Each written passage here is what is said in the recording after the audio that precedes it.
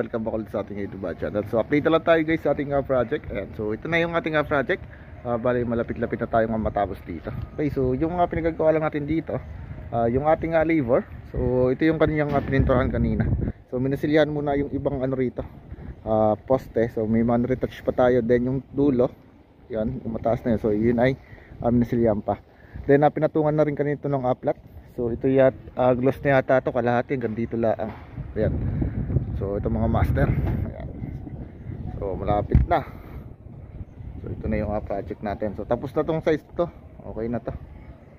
Then din sa likod mga master, bali ano, ayan, pinapamasilya kay Ambin na isa pang patong are para maganda. So last coating na lang are mga master. So ito na lang yung mamasilyahan hanggang dito. Then kanina, so ito yung tinapos niya na masilyahan mga master. So hanggang dun sa dulo. So okay na to. Pwede na yung lihain. Then diretso patong na ng flat. Then dito sa loob mga master, ayan, so ito, bali paunti na lang paunti yung gamit natin, kasi kinakasa na natin dito. So kanina ay bali kinasa natin dito yung granite tiles. Ayan. So napakabigat pala na rin. So tatlo kami nag-uusong-usong dito kanina, so hirap pa rin. Bali pinadikit lang natin dito mga master is epoxy. So epoxy para matibay, so para madikit na madikit. Then yung bikat natin dito, so dito tayo medyo nahirapan, kailangan talagang ano to, sigong-sigo yung pagkagayat ng ating granite. So para maganda yung kanyang bikat dito. So tuwid na tuwid. Yan. So medyo dito ako natagalan pagkagayat kasi kailangan nasisiguhin natin yan para saktong-sakto yung ating bikat dito. Okay?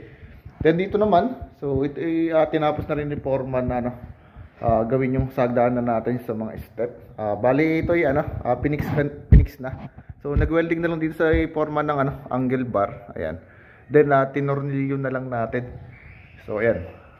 Kasi yung kahoy natin, so diyan bali mga master meron yung yung pagtutornilyo niyan, parang meron siyang nut. Yan. So binabukon sa kahoy, then ginagamitan lang natin ng Allen wrench para mag-fix. So ito mga master, bali na, so okay tayo. Ayan. So ano lang to, bali babarnisan na lang rin mga master.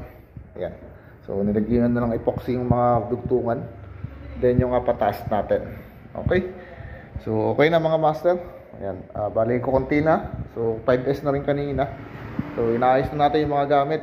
Kasi yung taas natin ay tatapusin na natin ay retouch yung mga kwarto. Kasi ibababa na tayo rito. So hindi na tayo pwedeng umakyat sa taas once na ito ay napinturahan na. So dito na tayo mag-stay. So dito na lang ako matutulog. So sila dito. So kanya-kanya na lang kwarto. Then itong kwarto na to, so ilalak na rin yan mga master. So isosurrender na rin natin yung susi kay madam kapag pag natapos nating finish. Okay, so yun lang.